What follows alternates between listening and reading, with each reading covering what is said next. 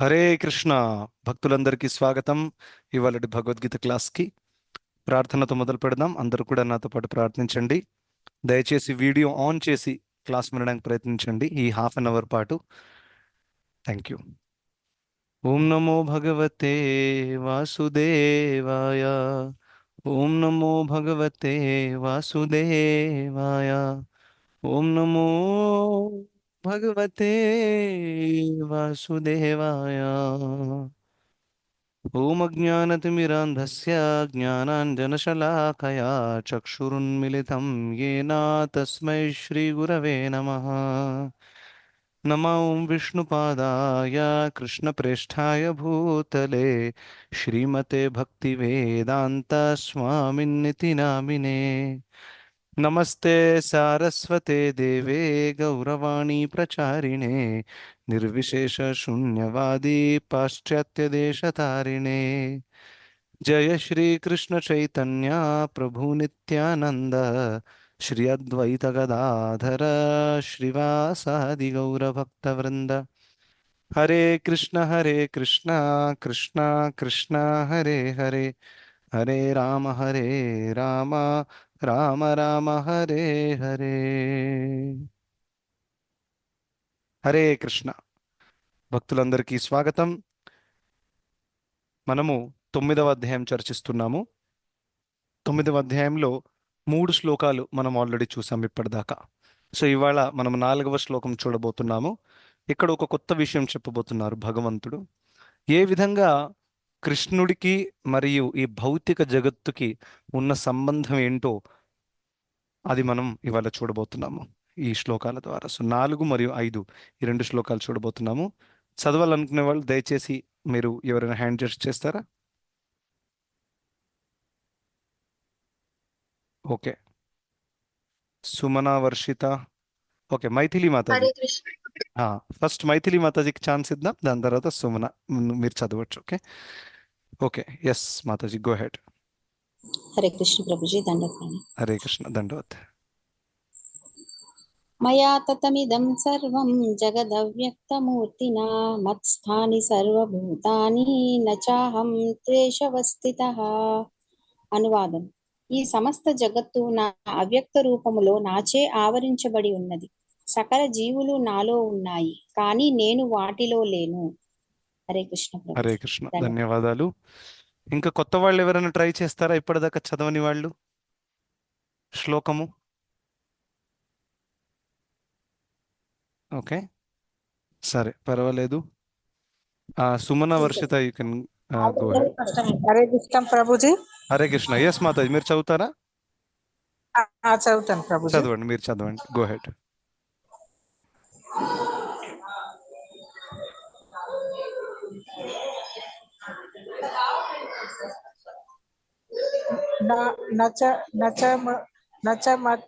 మత్వాని భూతాని పశ్య మే యోగ మహేశ్వరం భూత భూత భూతభృంత చ భూతోస్నో మమత భూత భావనః. అనువాదం. ఆయన సృష్టింపబడిన సమస్తమును నాలో నిలచి ఉండదు. నా యోగ ఐశ్వర్యాన్ని చూడు. నేను సకల జీవులకు పోషకుడిని అయినప్పటికీ నేనే సర్వత్రా ఉన్నప్పటికీ సమస్త సృష్టికి పరమ మూలమైన కారణంగా ఈ జగత్తులో భాగాన్ని కాదు. హరే కృష్ణ ప్రభు. హరే కృష్ణ, ధన్యవాదాలు మాతాజీ, థ్యాంక్ యూ. సో ఈ 2 శ్లోకాలు మనం ఇవాళ చూడబోతున్నాము. 4వ శ్లోకంలో అద్భుతమైన విషయం చెప్పారు భగవంతుడు. మయా తతమిదం సర్వం జగదవ్యక్తమూర్తినా. మయా తతం ఇదం సర్వం. ఇక్కడ ఏమంటున్నారంటే నేను నా అవ్యక్త రూపంలో పూర్తి సర్వం జగత్తంతా వ్యాప్తమై ఉన్నాను అని చెప్తున్నారు. మత్స్థాని సర్వభూతాని నచాహం తేష్వస్థిత. ఇక్కడ ఉన్న వాళ్ళందరూ కూడా నాలో ఉన్నారు, కాను నేను వాళ్లలో లేను అని చెప్తున్నారు. ఇప్పుడు ఈ విషయాన్ని చక్కగా మనం అర్థం చేసుకుందాము. చాలా ఇంపార్టెంట్ తత్వం ఉంది ఇక్కడ. ఈ ఈ ముఖ్యమైన తత్వాలు తెలుసుకుంటేనే అప్పుడు మన భక్తిలో ఆ ఆధ్యాత్మిక జ్ఞానం యొక్క బునాది ఏదైతే ఉందో అది స్ట్రాంగ్గా ఉంటుందన్నమాట. ఉం? అయితే ఇక్కడ కృష్ణుడు ఏం చెప్తున్నారు? మయా తతమిదం సర్వం జగదవ్యక్తమూర్తిన, నేను నా అవ్యక్త రూపంలో ఈ పూర్తి విశ్వమంతటా వ్యాప్తమై ఉన్నాను అని చెప్తున్నారు. రైట్. సో దీని అర్థం ఏంటి? ఈ భౌతిక జగత్ అంతా కూడా మీరు చూస్తే 7వ అధ్యాయంలో కృష్ణుడు చెప్పారు కూడా, గుర్తుందా ఎవరికైనా? భూమిరాపో నలో వాయుర్ కమ్మనో బుద్ధిరేవ చ అహంకార ఇతీయం మే భిన్నా ప్రకృతిరష్టధా అని చెప్పారు అక్కడ. అయితే ఈ భౌతిక జగత్తు, భూమి, ఆపహ, అనలహ, వాయు, ఇదంతా కూడా భిన్నా ప్రకృతిరష్టధ, నా యొక్క శక్తి. సో భగవంతుడిది 2 రకాల శక్తులు ఉంటాయి. ఒకటి ఆధ్యాత్మిక శక్తి, దాన్ని అంతరంగ శక్తి అని కూడా అంటారు. రెండవది భౌతిక శక్తి, దాన్ని బహిరంగ శక్తి అని కూడా అంటారు. అయితే ఈ విశ్వం ఏదైతే మనం చూస్తున్నామో అది భగవంతుడి యొక్క బహిరంగ శక్తి. సో ఈ పూర్తి ప్రపంచమంతట కూడా భగవంతుడు వ్యాప్తమై ఉన్నారు. అంటే భగవంతుడు, మనం అంటాం కదా, భగవంతుడు అణువులో ఉన్నారు, ఎందెందు వెతికినా అందందే గలడు. కరెక్టా? సో దాని అర్థం ఏంటి? భగవంతుడు అన్ని చోట్లలో ఉన్నారు. ఈ మొబైల్ ఫోన్లలో ఉన్నారు, ఈ చిన్న మౌస్లో ఉన్నారు, ఆ, ఇంకా అందరి హృదయంలో పరమాత్మ రూపంలో కూడా ఉన్నారు అని అన్నమాట. ఇంకా దాని తర్వాత ఒక ముఖ్యమైన పాయింట్, మత్స్థాని సర్వభూతాని, ఇక్కడ ఉంటదంతా కూడా, ఇక్కడ ఉండే వాళ్ళందరూ కూడా నాలో ఉన్నారు అని చెప్పారు. ఇది 3వ లైన్ గమనించండి, కొంచెం టెక్నికల్గా ఉంది కానీ గమనించండి, ధ్యానపూర్వకంగా వినంది అర్థమవుతుంది. 3వ లైన్ ఏంటి? మత్ స్థాని సర్వభూతాని. మత్ స్థాని, నాలో ఉన్నారు. ఎవరు? సర్వభూతాని, అందరూ కూడా.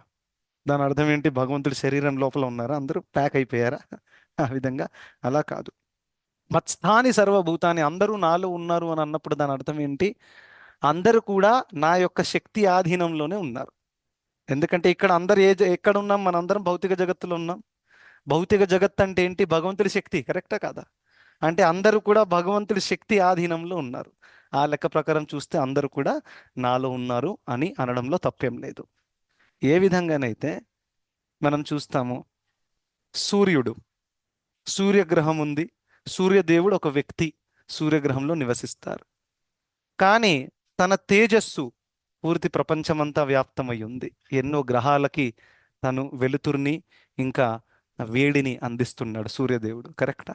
ఆ లెక్క ప్రకారం చూస్తే అన్ని గ్రహాలు కూడా సూర్యదేవుడి యొక్క వెలుతురు లోపల ఉన్నాయి కదా ఒక రకంగా చూస్తే.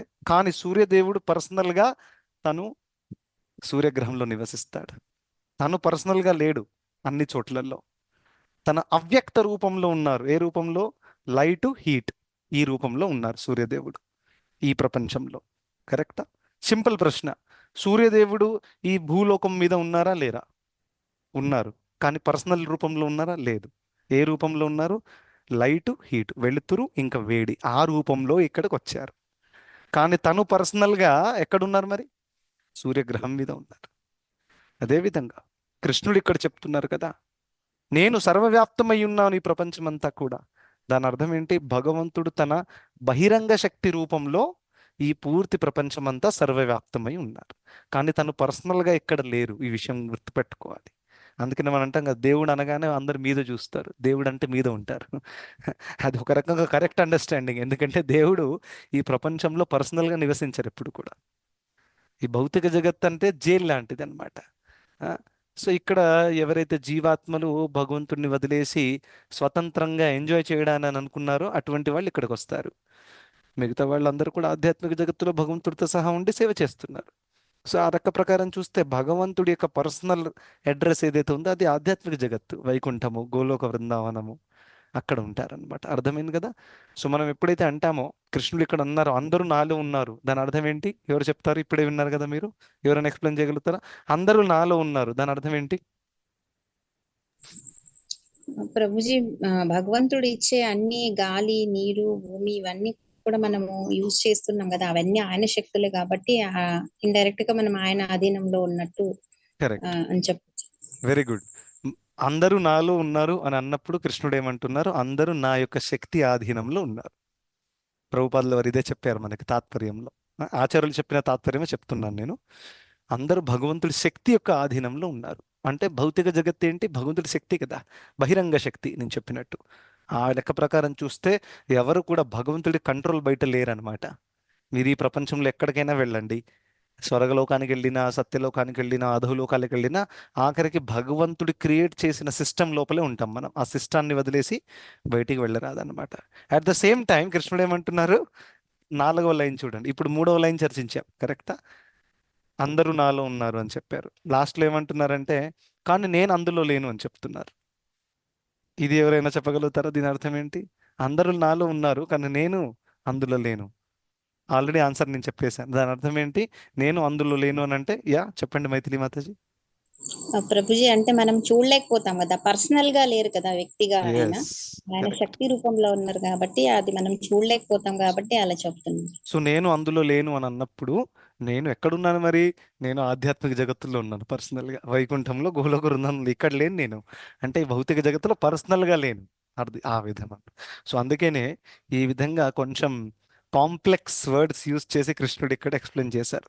దీని అర్థం మనకు ఎలా తెలుస్తుంది? ఎప్పుడైతే ఆచార్యులు మనకి ఏదైతే ఇచ్చారో అది మనం చదువుతామో అప్పుడు మనకు అర్థమవుతుంది అనమాట. చిన్న విషయము చాలా చాలా డీప్ మీనింగ్ ఉందన్నమాట, రైట్?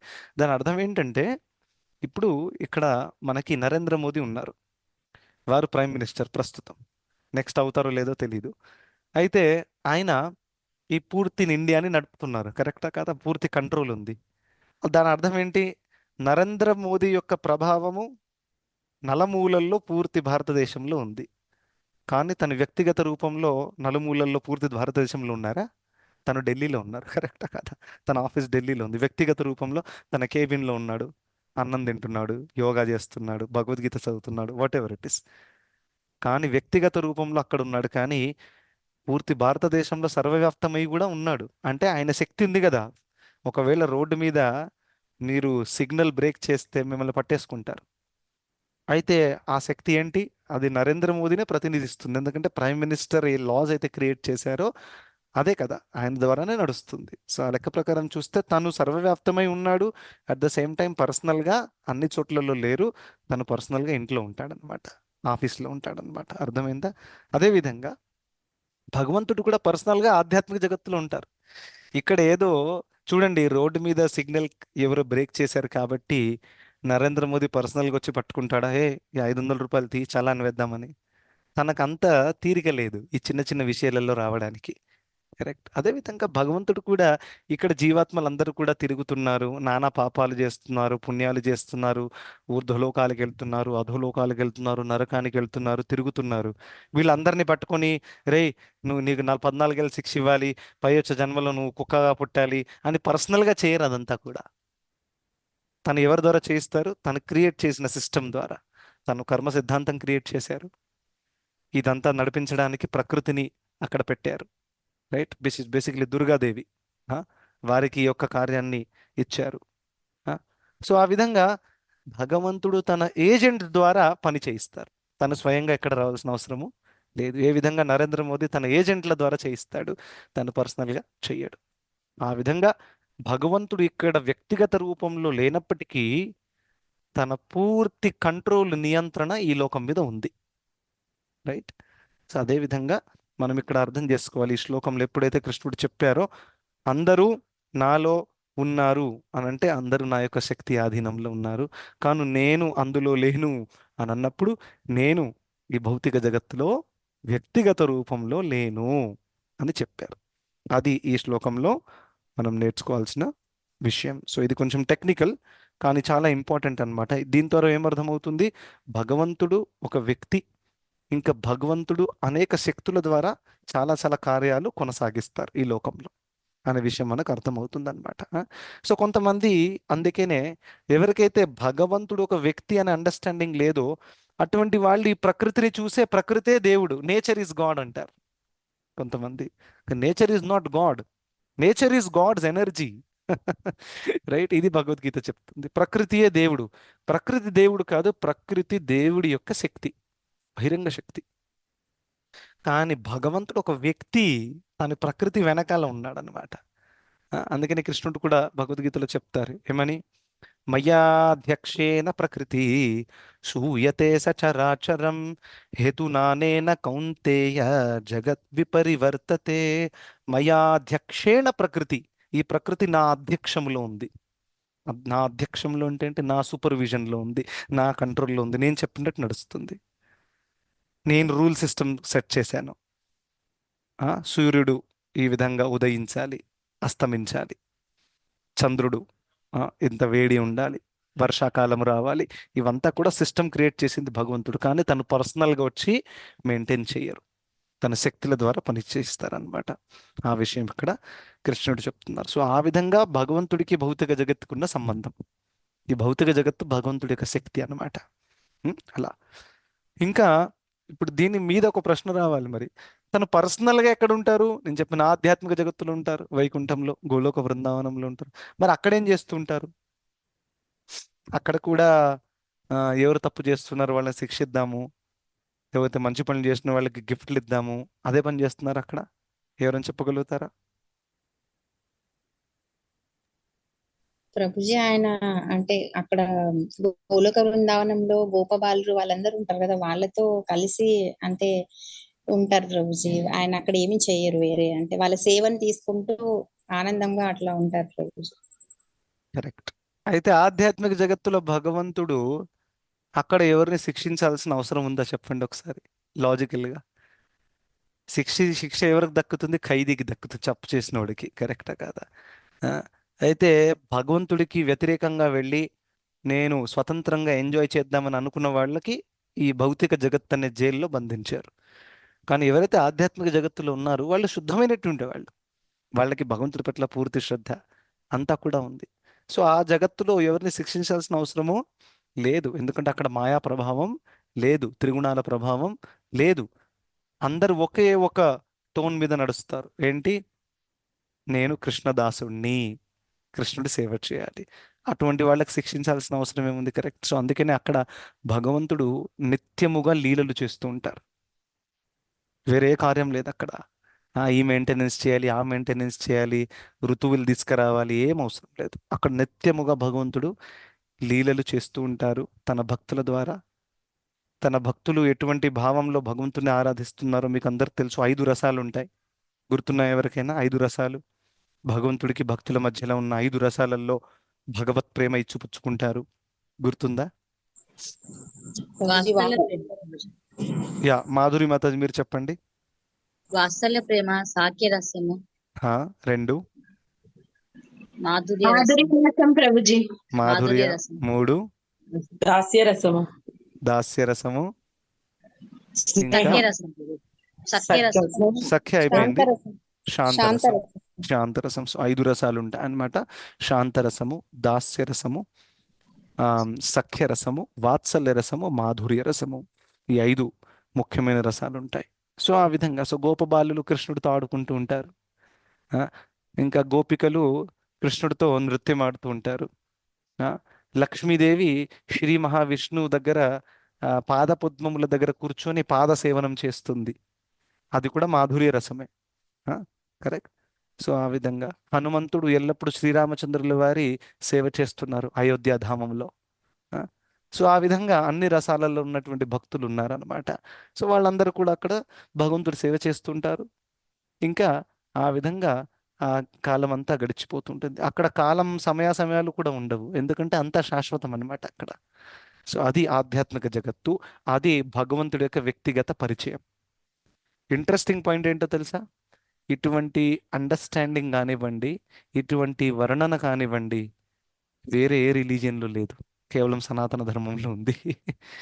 అందుకనే వేరే రిలీజియన్స్లో ఉన్న జ్ఞానం కరెక్ట్ అయి ఉండొచ్చు, కానీ కంప్లీట్ కాదు. ఇప్పుడు మీరు ఇస్లాం కూడా తీసుకోండి, క్రిస్టియానిటీ కూడా తీసుకోండి, దాంట్లో కూడా భగవంతుడి ఇన్ఫర్మేషన్ ఉంది. భగవంతుడు గొప్ప, భగవంతుడు సృష్టించారు, భగవంతుడే నడిపిస్తున్నారు. కానీ ఒకే ఒక ప్రశ్న, భగవంతుడు ఒక వ్యక్తియా? ఫస్ట్ వ్యక్తి అయితే తన దినచర్య ఏంటి, రోజు ఏం చేస్తాడు, తన అడ్రస్ ఏంటి, తన కుటుంబ సభ్యులు ఎవరు? ఈ ఇన్ఫర్మేషన్ అక్కడెక్కడ కూడా లేదు, క్రిస్టియానిటీలో, ఇస్లాంలో ఎక్కడ కూడా లేదు. ఎందుకంటే ఆ స్థాయిని అర్థం చేసుకోవడానికి కూడా సరైన స్టూడెంట్ కావాలి. సో అందుకనే భగవంతుడు ఈ యొక్క ఆధ్యాత్మిక జ్ఞానాన్ని పాశ్చాత్య దేశంలో వేరే ప్రదేశాలలో ఆ, ఇచ్చినప్పుడు తను ఉన్నతమైన విషయాలు ఇవ్వలేదన్నమాట. నిమ్నమైనటువంటి విషయాలు, ఫర్ ఎగ్జాంపుల్ నైతికత, దొంగతనం చేయకూడదు, పరస్త్రీతో సాంగత్యం చేయకూడదు, ఆ, డబ్బులు దోచుకోకూడదు, ఇటువంటి విషయాలు నేర్పించారు. ఇది చాలా బేసిక్. కానీ ఉన్నతమైన జ్ఞానం ఏంటి? అరే భగవంతుడు ఒక వ్యక్తి, తను గోలోక బృందావనంలో ఉంటారు, అక్కడ గోపబాలులు ఉన్నారు. గోపబాలుల పేర్ల డిస్క్రిప్షన్ కూడా ఉంది మన భాగవతంలో. మధుమంగళుడు, శ్రీధామ, సుబల, ఆ, వీళ్ళందరూ కూడా ఉన్నారు.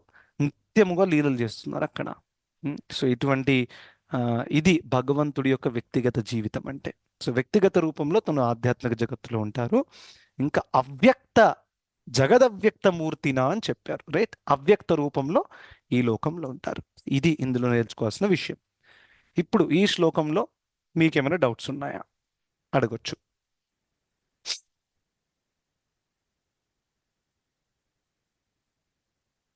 ఓకే, హరే లేవు కదా? కృష్ణ ప్రభుజీ. హరే కృష్ణ, చెప్పండి. అంటే ఈ శ్లోకం గురించి కాదు, మామూలుగా ఒక చిన్న డౌట్ అడగచ్చా? అడగండి. అది విష్ణుమూర్తి అంటే అవతారాలు అంటే మరి రాముడు కృష్ణుడు అంతా దశావతారాలని చెప్తారు కదా. ఇప్పుడు కరెక్ట్. మనం దశావతారాలని మనం పూజ చేస్తే కృష్ణుడిని పూజ చేసినట్టు కాదా, లేకపోతే మనం కృష్ణుడినే పూజ చేయాలా? ఇప్పుడు ఓకే. అంటే అది నాకు కొంచెం కన్ఫ్యూజన్ గా ఓకే. ఉండింది. సో ఒకటి కృష్ణుని డైరెక్ట్ గా పూజ చేయడం, రెండవది మీరు అంటున్నారు దశావతారాలు ఉన్నాయి, నరసింహ భగవానుడు ఉన్నారు, వామన రూపం ఉన్నారు, మత్స్య, కూర్మ, వరాహ. సో వీళ్ళని, ఈ అవతారాలను ఆరాధిస్తే అది కృష్ణుడిని ఆరాధించినట్టు అవుతుందా లేదా అనేది ప్రశ్న. కరెక్టా మాతాజీ? హరే కృష్ణ ప్రభుజీ, అదే అండి నా అదేనా? డౌట్ ఓకే, కూడా. మంచి ప్రశ్న ఇది. అంటే వైష్ణవ సాంప్రదాయం అనే అంటున్నారు కదా, కృష్ణుడు అనేది వైష్ణవ సాంప్రదాయం నుంచే, అదే ఇస్కాన్ అనేది వైష్ణవ సాంప్రదాయానికి సంబంధించిందే కరెక్ట్. అంటున్నప్పుడు విష్ణుమూర్తిని కూడా ఆరాధించవచ్చా అసలు? 100% ఖచ్చితంగా విష్ణుమూర్తిని ఆరాధించవచ్చు. మీరు చూడండి, మనం ఏ సంప్రదాయం గురించి అయితే మాట్లాడుతున్నామో, ఏ సంప్రదాయంలోనైతే ఉన్నామో, అందులో ఉన్న భాగవతంలో మీరు చూస్తే ప్రహ్లాదుడు ఎవరిని ఆరాధిస్తున్నారు? నరసింహ భగవానుడిని. కరెక్టా? అక్కడ ప్రహ్లాదుడు ఆ వేణు ఊదుతున్నటువంటి కృష్ణుడిని ఆరాధించట్లేదు అక్కడ. కరెక్టా కదా? గజేంద్రుడు ఎవరిని తలుచుకున్నారు? విష్ణుమూర్తిని విష్ణుమూర్తి. తలుచుకున్నారు. కరెక్టా? అజామిళుడు ఆ అజామిళుడు తీసుకెళ్ళడానికి విష్ణుదూతులు వచ్చారు. కరెక్టా? ధ్రువ మహారాజు ఎవరిని ఆరాధించారు? విష్ణుమూర్తిని ఆరాధించారు. కరెక్ట్. సో ఆ విధంగా మనం చూస్తాము భాగవతంలో అనేక భక్తులు విష్ణుమూర్తిని ఆరాధించారు, ఇంకా నరసింహస్వామిని ఆరాధించారు, రైట్? కొంతమంది కృష్ణుడిని ఆరాధించారు. ఫర్ ఎగ్జాంపుల్ బృందావనానికి వెళ్తే అక్కడ విష్ణుమూర్తి ఉండరు. ఎవరుంటారు అక్కడ? కృష్ణుడు ఉంటారు, రైట్? అక్కడ గోపికలు కానివ్వండి, గోపబాలులు, వీళ్ళందరూ కూడా కృష్ణుడిని ఆరాధించారు. పాండవులు వీళ్ళు కూడా డైరెక్ట్గా కృష్ణుడిని ఆరాధించారు, రైట్? సో ఆ రకంగా మీరు చూస్తే భాగవతంలో కూడా అనేక భక్తులు కొంతమంది విష్ణుమూర్తిని ఆరాధించారు, కొంతమంది కృష్ణుని ఆరాధించారు, కొంతమంది రాముణ్ణి ఆరాధించారు, రైట్? సో రామాదిమూర్తిషు కళా నియమేన తిష్టన్ అని చెప్పారు. ఎక్కడ? బ్రహ్మ సంహితలో. భగవంతుడు ఒకే వ్యక్తి, కానీ తను వేరే వేరే అవతారాలు ధరిస్తారు. దాని అర్థం ఏంటి? ఎందుకు అలా చేస్తున్నారు అనే ప్రశ్న రావచ్చు. 2 కారణాలు. ఒక్కొక్క అవతారానికి ఒక్కొక్క ముఖ్యమైన కారణం ఉంటుంది, ఇంకా కారణంతో పాటు ఒక భావం కూడా ఉంటుంది. ఇప్పుడు కృష్ణుడే ఉన్నారు, ఇప్పుడు నరసింహస్వామి అవతారం తీసుకున్నారు. సో నరసింహస్వామి అవతారంలో అవతారానికి ముఖ్యమైన కారణం ఏంటి చెప్పండి? హిరణ్యకశిపుణ్ణి సంహరించడము, ప్రహ్లాదుణ్ణి కాపాడడము, ఆ, తన భక్తుడి యొక్క మాటను నిలబెట్టడానికి నరసింహ అవతారం తీసుకున్నారు. దాంతోపాటు ఈ అవతారంతో పాటు ఒక భావం కూడా ఉంది. ఏం భావం అది? ఉగ్ర రూపం. కరెక్టా? నరసింహస్వామిది ఉగ్ర రూపం అన్నమాట. ఆ ఉగ్ర రూపంలో వచ్చి హిరణ్యకశిపుని చంపడం జరిగింది. సో ఈ అవతారము ఇది ఆ కృష్ణుడే పర్సనల్గా, కానీ ఒక ప్రత్యేకమైన కార్యాన్ని చేపట్టడానికి వచ్చారు. ఏంటా కార్యం? హిరణ్యకశిపుని వధించడము, ప్రహ్లాదుని సంరక్షించడము, ఇంకా తన యొక్క ఉగ్ర రూపాన్ని ఉపయోగించి హిరణ్యకశిపుడి హృదయంలో భయం పుట్టించడం, రైట్? సో ఈ విధంగా, సో ఎవరైనా నరసింహస్వామిని ఆరాధిస్తే ఏమవుతుంది? వాళ్ళు కూడా భగవద్ధామానికి వెళ్ళిపోతారు. ఎవరైనా రాముణ్ణి ఆరాధిస్తే వాళ్ళు కూడా భగవద్ధామానికి వెళ్ళిపోతారు. కృష్ణుణ్ణి ఆరాధిస్తే కూడా భగవద్ధామానికి వెళ్ళిపోతారు. సో భగవంతుడి అనేక అవతారాలు ఉన్నాయి. మన యొక్క ఇష్టాన్ని బట్టి మనం ఆ విధంగా ఆరాధించవచ్చు మాతాజీ. ఇందులో ఎటువంటి ప్రాబ్లం లేదు. ఓకేనా? హరే కృష్ణ ప్రభుజీ. 1 మినిట్. మీకు క్లియర్ అయిందండి ప్రశ్న? Thank you Guruji. Hare Krishna, thank you. అర్థమైంది. Thank you. Hare Krishna. Yes, చెప్పండి సుమన వర్షిత. అంటే ఇప్పుడు ప్రభుజీ, ఇప్పుడు భక్తులు విష్ణుమూర్తిని ఎలాంటి అవతారంలో ప్రార్థిస్తే అదే అవతారంలో వాళ్ళకి దర్శనం ఇస్తారా? ఓకే. సో మనం ఎటువంటి అవతారంలో ప్రార్థిస్తే అటువంటి అవతారంలో దర్శనం ఇస్తారా అంటున్నారా? చూడండి, అవును ప్రభుజీ. ఆల్రెడీ అవతారాలు ఏవైతే ఉన్నాయో అవి ఆల్రెడీ మ్యాక్సిమం వచ్చేసాయి. ఇప్పుడు రాబోయేది ఒక కల్కి అవతారం ఉంది, కరెక్టా? ముఖ్యమైన అవతారాల లిస్టులో అయితే అవతారాలు ఆల్రెడీ ఉన్నాయి. మనము ఏ అవతారాన్ని ఆరాధిస్తున్నామో ఆ అవతారం ఉన్నటువంటి జగత్తుకి మనం ప్రవేశిస్తాం. దాని అర్థం ఏంటి? ఇప్పుడు మనం ఎప్పుడైతే వైకుంఠము అని అంటాం కదా, వైకుంఠము అంటే అది ఒకే గ్రహం కాదు. వైకుంఠం అంటే ఒక గ్రహము, అక్కడికి చేరిపోతాం, అలా కాదు. వైకుంఠం అంటే ఒక పెద్ద ప్రదేశం, అందులో అనేక గ్రహాలు ఉన్నాయి. ఒక గ్రహము నరసింహస్వామికి డెడికేటెడ్గా ఉంటుంది, ఒకటి వరాహస్వామికి డెడికేటెడ్గా ఉంటుంది. ఆ విధంగా సో ఎవరైతే నరసింహస్వామి భక్తులు ఉన్నారు, అంటే శుద్ధ భక్తుల గురించి మాట్లాడుతున్నాను, ఎవరైతే నరసింహస్వామిని శుద్ధ భక్తితో ఆరాధిస్తున్నారో అటువంటి వాళ్ళు వైకుంఠానికి వెళ్తారు. కానీ ఎక్కడికి వెళ్తారు? ఏ గ్రహంలో అయితే నరసింహస్వామి అధిపతియో, ఎక్కడైతే నరసింహస్వామి వ్యక్తిగత రూపంలో నివసిస్తున్నారో అటువంటి గ్రహానికి వాళ్ళు చేరుతారు. ఎందుకంటే జీవితాంతం వాళ్ళు ఆయన్ని ఆరాధించారు కాబట్టి. అక్కడికి వెళ్ళి నిత్యముగా నరసింహస్వామి యొక్క సేవలో నెలకొంటారు. ఆ విధంగా ఒకవేళ ఒక వ్యక్తి కృష్ణుని ఆరాధించారనుకోండి, కృష్ణుడు ఒక గోపబాలుడు, ఆ ఆ విధంగా ఆరాధిస్తే గోలోక బృందావనానికి ప్రవేశించవచ్చు. అక్కడ నిత్యముగా కృష్ణుడితో సహా లీలలు చేయొచ్చు. సో ఆ విధంగా ఎటువంటి అవతారాన్ని అయితే మనం ఆరాధిస్తుమో అటువంటి అవతారం యొక్క గ్రహంలోకి ప్రవేశిస్తాం. ఇది క్లియర్ అయిందా మీకు? క్లియర్ అయింది ప్రభుజీ. హరే కృష్ణ. Very good. హరే కృష్ణ. ప్రభుజీ, ఒక చిన్న డౌట్. ఇప్పుడు అన్ని ఫెస్టివల్స్ మరి జరుపుకుంటాం కదా ప్రభుజీ, మరి మనము రైట్. ఇప్పుడు అంటే మన సాంప్రదాయంలో అంటే ఫస్ట్ నుంచి కూడా అన్ని రామనవమి జరుపుకుంటాము, కృష్ణుడిది జరుపుకుంటాము, నరసింహస్వామి ఇది జరుపుకుంటాము. అన్ని విష్ణుమూర్తి అవతారాలైనా మనం అన్ని ఫెస్టివల్స్ ని కూడా జరుపుకుంటున్నాం. అంటే ఇప్పుడు అన్ని విష్ణుమూర్తి యొక్క అన్ని దేవుళ్ళని పూజ చేస్తే కృష్ణుడికే చెందదా? కృష్ణుడికే చెందుతాయా? ఓకే, చూడండి, ఖచ్చితంగా మనము అన్ని ఫెస్టివల్స్ సెలబ్రేట్ చేసుకుంటాం. నరసింహ చతుర్దశి కానివ్వండి, రామనవమి కానివ్వండి, కరెక్ట్. ఇది ఎందుకంటే మనము ఆ కృష్ణుణ్ణే ఇందులో చూస్తున్నాం. ఇది ఎందుకంటే ముఖ్యము, శ్రీమద్ భాగవతంలో మొదటి స్కందము 3వ అధ్యాయంలో ఈ విషయం చెప్పారనమాట శ్రీల వ్యాస మహర్షి. ఏమని చెప్పారు? అన్ని అవతారాలకు స్తోత్రం కృష్ణుడు యాక్చువల్గా, రైట్? సో ఈ విషయం చాలా మందికి తెలియదు. ఎందుకంటే శ్రీమద్ భాగవతాన్ని మనం చక్కగా పరిశీలించి చదివితే అక్కడ మనకి అర్థమవుతుంది. ఏతే చాం సకలాః పుంసః కృష్ణస్తు భగవాన్ స్వయం ఇంద్రారి వ్యాకులం లోకం మృడయంతి యుగే యుగే అని చెప్పారు. ఏతే చాం సకలాః పుంస కృష్ణస్తు భగవాన్ స్వయం. అన్నిటికీ స్తోత్రము కృష్ణుడు. ఆ విషయం భగవద్గీతలో కూడా చెప్పారు కృష్ణుడు. నాకంటే మించిన సత్యము లేదు, నేనే అన్నిటికీ స్తోత్రము. అహం సర్వస్వ ప్రభవో మత్తః సర్వం ప్రవర్తతే ఇతి మత్వా భజంతే మాం బుధా భావ సమన్వితాః. ఆ విధంగా మత్తః పరతరం నాణ్యత్ కించితస్తి ధనంజయ అని చెప్పారు. సో ఆ విధంగా శాస్త్రానుసారంగా మనం చదివితే ఈ అన్ని అవతారాలకి స్తోత్రం యాక్చువల్గా కృష్ణుడే. సో మన యొక్క సంప్రదాయంలో మనకి ఇష్టదైవము కృష్ణుడు. ప్రతి ఒక్క సంప్రదాయంలో ఒక్కొక్క ఫ్లేవర్ ఉంటుంది, ఈ విషయం మర్చిపోకూడదు. మీరు చూస్తే సౌత్లోకి మీరు వెళ్ళండి, శ్రీ సంప్రదాయంలో కూడా వాళ్ళు అన్ని విష్ణుమూర్తి అవతారాల ఫెస్టివల్ సెలబ్రేట్ చేసుకుంటారు. రామనవమి కూడా సెలబ్రేట్ చేస్తారు, జన్మాష్టమి కూడా సెలబ్రేట్ చేస్తారు. కానీ వారి ఇష్టదైవం ఎవరు చెప్పండి? శ్రీ సంప్రదాయంలో లక్ష్మీనారాయణులు, రైట్? చతుర్భుజ రూపంలో ఉన్న విష్ణువు మరియు లక్ష్మీదేవి, అది వాళ్ళ మూలమైన ఇష్టదైవం. వాళ్ళు వారినే ఆరాధిస్తున్నారు, కానీ వాళ్ళు జన్మాష్టమి కూడా సెలబ్రేట్ చేస్తారు, కానీ డైరెక్ట్గా కృష్ణుడు వాళ్ళ ఇష్టదైవం కాదు. ఆ సంప్రదాయంలో ఉన్న ఫ్లేవర్ అలా ఉందన్నమాట. అదేవిధంగా మన సంప్రదాయంలో, బ్రహ్మ మధ్వ గౌడీయ సంప్రదాయంలో మనకి మూల ఇష్టదైవం కృష్ణుడు.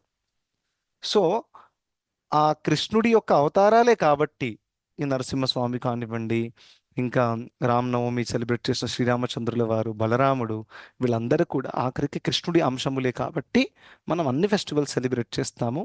ఇంకా అందులో కృష్ణుడినే చూస్తాం మనం. ఆ విధంగా మనం ఇస్కాన్లో ఫెస్టివల్ సెలబ్రేట్ చేస్తాం మాతాజీ. ఓకేనా? Prabhuji thank you. క్లియర్ అయింది కదా? క్లియర్ అయింది ప్రభుజీ. Correct. అంటే కొన్ని సందేహాలు ఉంటే దాని మీద క్లారిఫికేషన్ లేకపోతే మైండ్ అదే ఆలోచిస్తూ ఉంటుంది. Correct. Thank you Prabhuji. Thank you. Very good, మంచి ప్రశ్న అడిగారు. ఇది చాలా ముఖ్యము. ప్రతి ఒక్క సంప్రదాయంలో ఒక ఇష్టదైవం ఉంటుంది. అది వాళ్ళు ఎవరు కాంప్రమైజ్ అవ్వరు అనమాట. మన ఇస్కాన్లలో కూడా మనం ఏ ఫెస్టివల్ సెలబ్రేట్ చేసినా కానీ మన మనసుని మనం కృష్ణుడిగా ఇచ్చేసాం యాక్చువల్గా.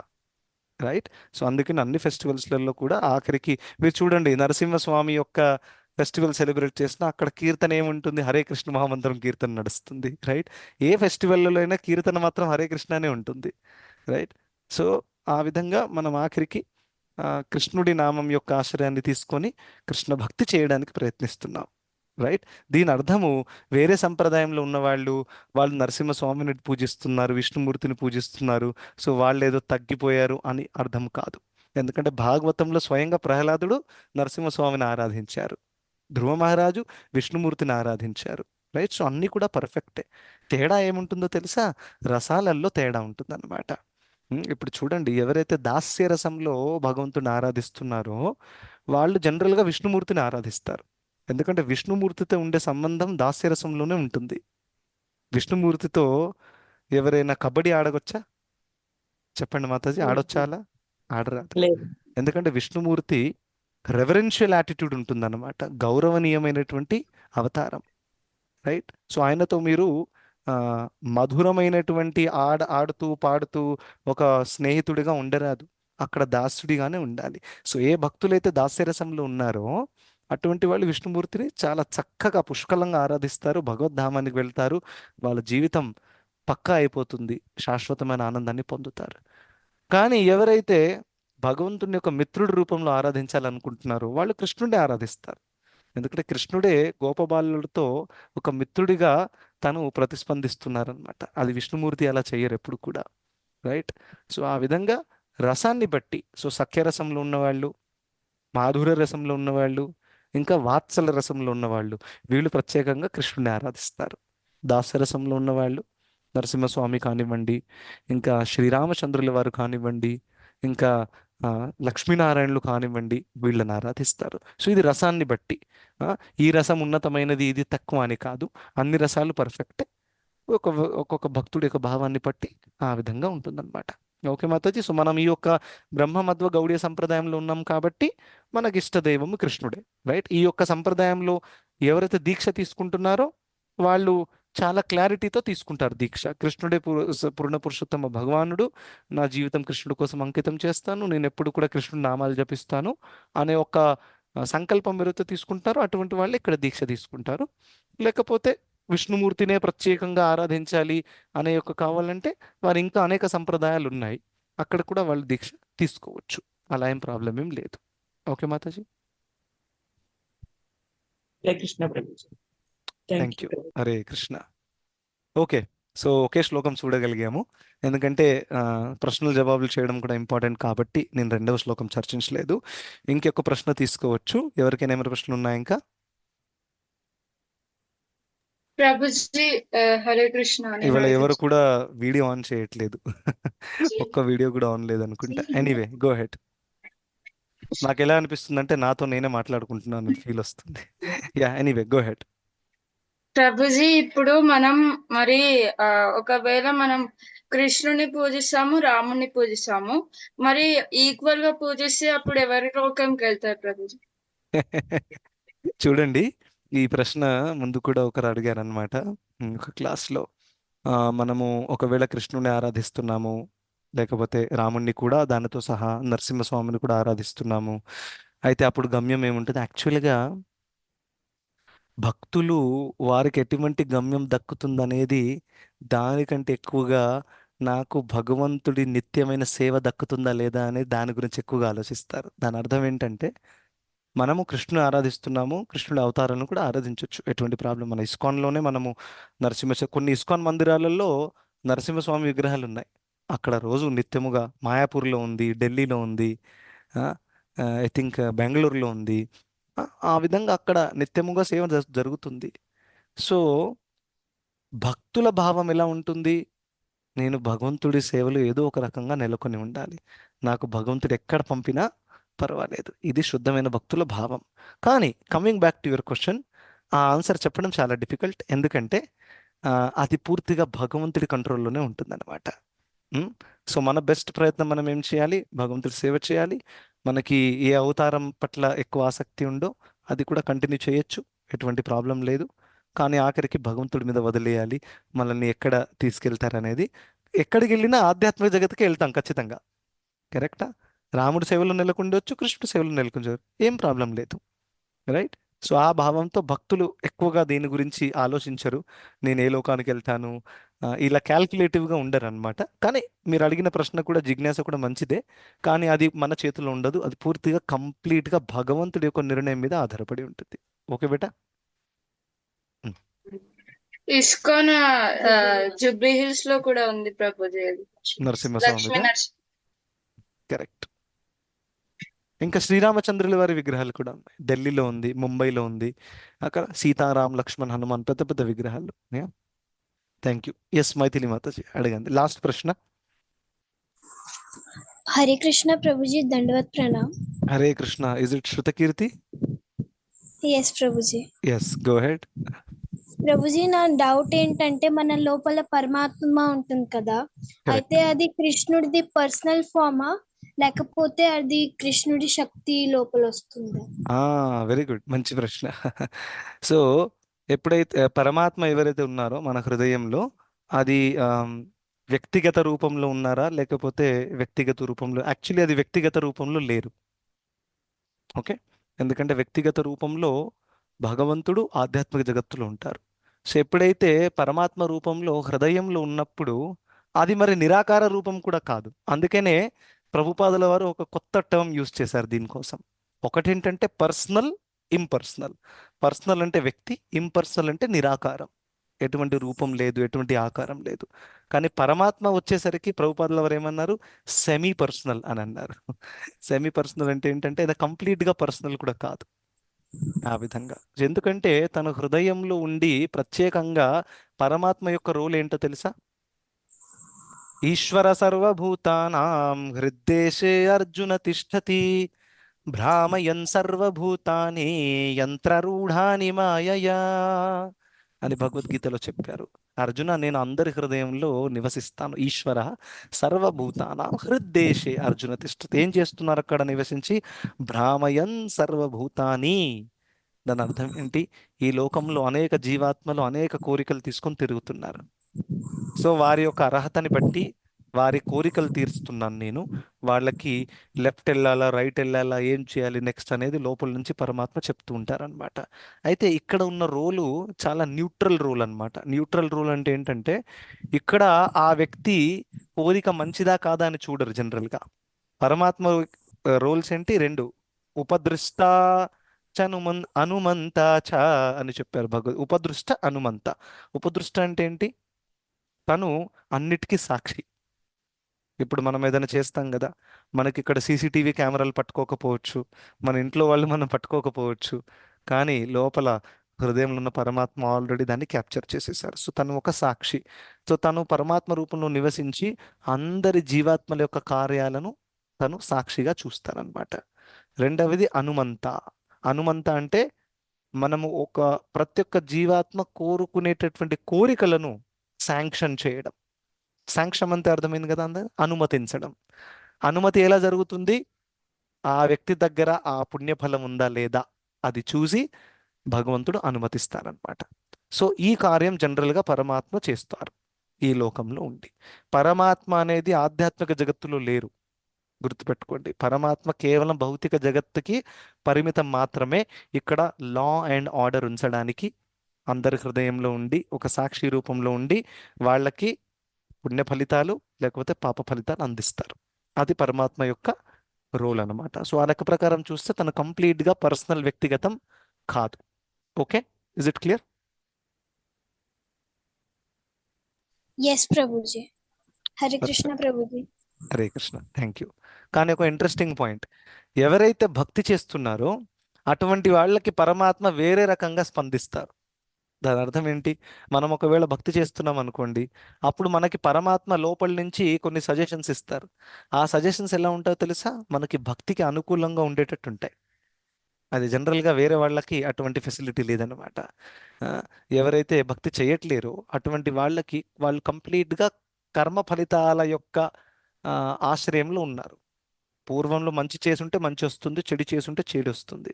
వేరేది థర్డ్ ఆప్షన్ లేదు అక్కడ. కానీ భక్తి చేసే వాళ్ళకి పరమాత్మ వాళ్ళకి భక్తికి అనుకూలమైనటువంటి నిర్ణయాలు తీసుకోవడానికి ప్రేరేపిస్తారు. ఇప్పుడు ఒక సత్సంగం జరగబోతుంది, ఇంకా వేరే పని కూడా ఉంది, మనం ఆలోచిస్తున్నాం వెళ్ళాలన్నా వెళ్ళకూడదా, చాలా పెద్ద ప్రోగ్రాం వెళ్ళాలి. పరమాత్మ మనకి ఐడియా ఇస్తారు లోపల నుంచి, ఇలా చెయ్యి, ఇలా చేస్తే నీ పని కూడా పాడవదు, నువ్వు సత్సంగానికి కూడా వెళ్ళొచ్చు. సో ఆ విధంగా ఎవరైతే భగవంతుడి శరణాన్ని తీసుకున్నారో పరమాత్మ వారికి అనుకూలంగా భక్తికి అనుకూలమైనటువంటి ఒక సజెషన్స్ ఇస్తాయన్నమాట. ఓకే, థ్యాంక్ యూ, చాలా చాలా ధన్యవాదాలు. ఇప్పుడు హరే కృష్ణ సమయం ప్రభు. అయిపోయింది. చెప్పండి మాతాజీ. ఓకే. ఒక సామాన్య వ్యక్తి కృష్ణుడి మందిరాన్ని కట్టాలని అనుకుంటే అది పెద్ద తప్పు అవుతుందా? కోరిక ఉండొచ్చా, ఉండకూడదా అసలు? చాలా మంచి కోరిక అది, 100%. నాకు తప్పెలా అవుతుంది? అదే ఎవరు ఇప్పుడు చెప్పారు? ఆ? తప్పు కాదు అదే, కదా అది. కానీ అంత స్తోమత మనకు ఉండదు కదా ప్రభుజీ. అప్పుడు ఎలాగా అది ఇస్కాన్ వాళ్ళు పర్వాలేదు, పర్వాలేదు. కోరిక ఉంది, కృష్ణుడి కోసం ఏదన్నా ఒకటి చెయ్యాలి అని. ఆ కోరికయే ఉన్నప్పుడు దాని అర్థం ఏంటి? మీరు ఆల్రెడీ భక్తి మొదలు పెట్టారు. ఒక వ్యక్తి సాధారణ వ్యక్తి కాదు, ఇంకా తను భక్తుడే. భక్తుడైతేనే తను కృష్ణుడి కోసం ఇంత పెద్ద కార్యం చేయాలని అనుకుంటారు. కరెక్టా కాదా? అవును ప్రభుజీ, కానీ మన అర్హతను బట్టి కూడా కోరికలు కోరుకోవాలంటారు కదా. మరి ఆ కృష్ణుడి మందిరం కట్టడం అంటే మనకి అంత పెద్ద చూడండి, ఈ శ్రద్ధ. క్యాల్కులేషన్ ఆధ్యాత్మిక జీవితంలో క్యాల్కులేషన్ వేరుగా ఉంటుంది మాతాజీ. ఆధ్యాత్మిక జీవితంలో అర్హతని బట్టి భగవంతుడు ఇయ్యరు, మన కోరిక యొక్క తీవ్రతను బట్టిస్తారు. ఈ విషయం గుర్తుపెట్టుకోండి. అలా సాధారణంగా భౌతిక జగత్తులో ఒక వ్యక్తికి ఒక వస్తువు కావాలంటే రెండు కావాలి. ఏంటి? ఒకటి కోరిక, రెండవది అర్హత. ఈ రెండు ఉంటేనే దక్కుతుంది. కానీ ఆధ్యాత్మిక జీవితంలో అర్హత లేకపోయినా కోరిక ఉంటే, ప్రబలంగా ఉంటే భగవంతుడు ఇచ్చేస్తారు. ఆ విధంగా. Okay Mataji, okay. Thank you.